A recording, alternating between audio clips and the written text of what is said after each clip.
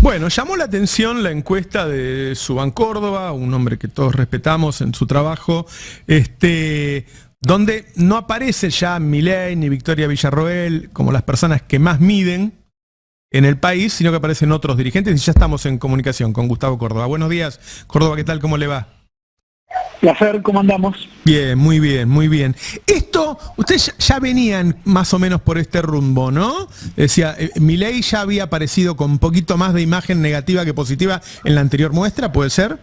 Sí, hace 4 meses lo tenemos estable, en términos de 52, 53 puntos de rechazo y 46, 47 de aprobación. Tanto la imagen personal como la de gestión. Y estos, digo, aparece Leandro Santoro, aparece Kicillof más arriba. ¿Para ustedes es nuevo esto? Tampoco. Si revisan nuestros antecedentes en la página web subancórdoba.com y van a la parte de los archivos, van a ver que, por ejemplo, en febrero, en marzo, hemos publicado que Santoro también era la mejor imagen de la Argentina o que Kicillof tenía mejor imagen que el presidente. Así que no, tampoco es nuevo el dato. Nosotros vemos como una especie de desgaste del gobierno, no solamente en lo que significa que haya más gente que desaprueba, que aprueba la gestión o la imagen presidencial, sino que hemos, en esta encuesta en particular, hemos verificado la existencia de un tercio, te diría, ni siquiera núcleo duro, te diría núcleo duro extremo del gobierno, porque es como una especie de núcleo duro que niega cosas que a lo mejor no deberían negar, como por ejemplo, medimos la frase del presidente, los salarios le están ganando a la inflación. Un 65-66% nos dijo que estaba en desacuerdo y un 30% nos dijo que estaba de acuerdo. Medimos la frase, el ajuste lo estamos pagando entre todos, y un 30% dijo que estaba en desacuerdo. Medimos la frase, el ajuste lo está pagando la política, y un 30% dijo que estaba de acuerdo y un 70% que estaba en desacuerdo. Así que imagínate, digamos, ese tercio es como si Milei les pidiera que se tiren de un 10º piso con los ojos vendados. Ese tercio se tira hoy, porque banca todo lo del gobierno, ¿no? Banca incluso cuando preguntamos si su posición económica llega o no llega a fin de mes, ese núcleo duro nos dice que no solamente llega, sino que además ahorra, ¿no? Lo cual es toda una rareza para estos días. Así que imagínate la sorpresa nuestra de poder identificar con mucha claridad, ¿no?, a un votante en la Argentina que te diría tiene menos de 40 años, que es más varón que mujer, que apoya a rajatabla y a ojos cerrados la política del gobierno. Gustavo, ¿cómo estás? Nicolás entonces te saluda, buen día. Hola, Diego. Hay un fenómeno que se viene dando se viene detectando desde la campaña, que es que Milei muestra adhesión mayor que las políticas que Milei propone. Digamos, Milei tenía 40 y pico, 50% de intención de voto, cuando la mayoría de las encuestas que iban sobre la defensa de la industria nacional, del trabajo nacional, cuestiones económicas y demás, marcaban un desacuerdo mayoritario con las propuestas de Milei, y eso se sigue viendo un poco también ahora. Hay que mirar en cuando se empiecen a despegar esos números y a volcarse hacia un lado o el otro en la opinión pública para ver cuándo termina de normalizarse esa situación. Mirá, yo te contestaría con una frase que hemos medido de Santiago Caputo. Santiago Caputo, en su cuenta alternativa de Twitter, de X, puso: el Estado no está para gestionarlo, sino está para desguazarlo. Así, ¿no? Es. Recibió un 30% de adhesión esa frase. Que muestra de alguna manera, hace poco lo escuchaba Leandro Santoro en un canal hablar de que Milei era como el Joker, ¿no?, que era como el representante o el jefe de un grupo de personas desclasadas, ¿no?, que quedaron al margen del sistema, que perdieron todo o han perdido gran parte de su vida, y que festejan que los demás también la pierdan, ¿no?, que festejan que haya argentinos que pierdan el trabajo. Esa normalización de la crueldad es lo que destaca este presente político. Y de alguna manera lo que hemos visto es que Milei ha recogido un clima antiestatal y anti lo público y lo ha transformado en praxis política, digamos. Así como Néstor Kirchner, en la salida de la crisis del 2001, recogió un clima antiprivatizaciones, antimercado, antiindulto, y lo transformó, digamos, en los 4 años de gestión, en praxis política. Milei, salvando las distancias con Néstor Kirchner, también ha hecho algo equivalente. Lo que creo yo corresponde a partir de acá es entender si el gobierno está haciendo una buena lectura de los apoyos relativos que recibe, o si por el contrario el gobierno compra que la gente banca todo este proceso con libros cerrados, ¿no? Yo creo que ahí hay un error de lectura. Generalmente todos los gobiernos se equivocan al leer los apoyos, suelen ser siempre relativos y precarios, y los gobiernos creen que duran 4 años esos apoyos, que no hay necesidad de conciliar intereses con quien piensa distinto, que no hay necesidad de ponerse de acuerdo con los distintos sectores involucrados en el día a día de un país, ¿no? Entonces creo que aquí Milei comete el error de creer que la gente no está de acuerdo con políticas públicas de calidad. Y lo hemos visto materializarse esto de una manera muy fuerte el día de la movilización universitaria en defensa de la educación pública, ¿no? Es como que la sociedad argentina le dijo al gobierno que la educación pública no era un bien ajustable. Y lo hemos visto también, por ejemplo, con esta corrida del dólar del otro día, ¿no? Donde las políticas económicas del gobierno han generado su primer corrida cambiaria.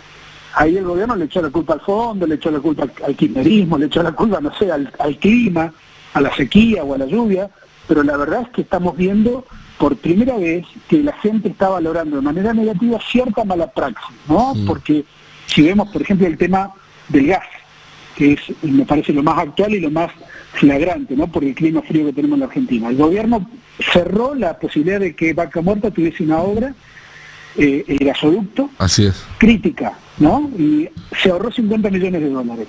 ¿Cuál fue la consecuencia? Ahora para importar gas vamos a gastar como país 500 millones.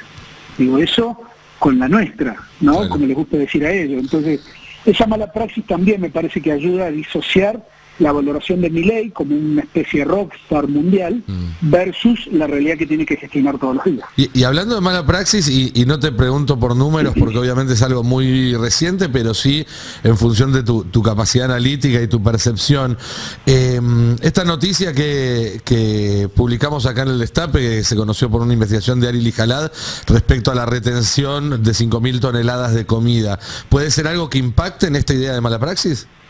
Mirá, si la ponemos como referente de una opinión pública acrítica a Mirta Legrand, uno puede entender que ha sido un impacto transversal y masivo. Yo creo que eso es uno de los grandes errores del gobierno, ¿no? Uno puede ver que seguramente más adelante vamos a recordar que va a haber un antes y un después de ese tema, pero creo que es sin duda uno de los más grandes errores de mala praxis y errores no forzados, ¿no? que tiene este gobierno. Gustavo Córdoba, muchas gracias por atendernos, muy amable, ¿eh? Hasta cualquier momento. Que tengan un gran día. Muy bien, Manu Rodríguez, ¿qué nos vas a...? En general, las encuestas más atractivas son los focus. Para los políticos, ¿no? Sí. O sea, los políticos, las cuantitativas no le dan mucha bola porque saben que depende de quién las pague, dicen una cosa o la otra. Ahora, los focus, que son las cualitativas, en general, es el insumo que gravita muy, muy fuerte sobre el sistema de decisiones de la política. El caso paradigmático era Larreta, que no tomaba ninguna decisión si antes no recibía un focus. Claro. Pero no es el único. Hay focus que ahora están tratando de ver algo que se ha puesto muy de moda entre la dirigencia peronista, que es cómo piensa el votante de Milei. O sea, la intención de empezar a empatizar con ese votante, salir del estado de enojo. Naturalmente, ¿qué hace un político profesional? Y trata de obtener la mayor cantidad de votos posible. Y entonces tenés que ir a buscar a aquellos que votaron por quien ganó la elección, que en este caso es Milei. Se hizo un estudio cualitativo, lo hizo la gente de Proyección, sobre los votantes de Milei primera vuelta, es decir, votante núcleo duro de Milei. 36% había sacado Milei en la primera vuelta. 30%. Bueno. Es muy fresco, 23-24 de mayo se terminó de hacer este estudio cualitativo, es un focus. Esto habitualmente no se ve en público, ¿eh? Esto es algo que reciben los políticos. Bueno, ¿cómo está evaluando al quinto mes de gobierno el votante de Milei? No solamente el gobierno, sino la perspectiva del gobierno de Milei. Arrancamos con preocupaciones, situación económica y evaluación de gestión. Se mantiene el consenso de que la responsabilidad mayor es sobre el gobierno anterior. Ya se le adjudica al pasado, en realidad no solo al gobierno anterior, al pasado se le adjudica la responsabilidad sobre los problemas del presente. Hay consenso de que la economía está en una fase de transición y ajuste con una notable recesión que ha afectado el consumo, es decir, se siente en el bolsillo. Pero aún así se mantiene el consenso de que es necesario pasar por este periodo doloroso para corregir los errores y abusos de gobiernos anteriores. O sea, gravita todavía, incluso como explicación de los dramas del presente, que es consecuencia de las políticas pasadas.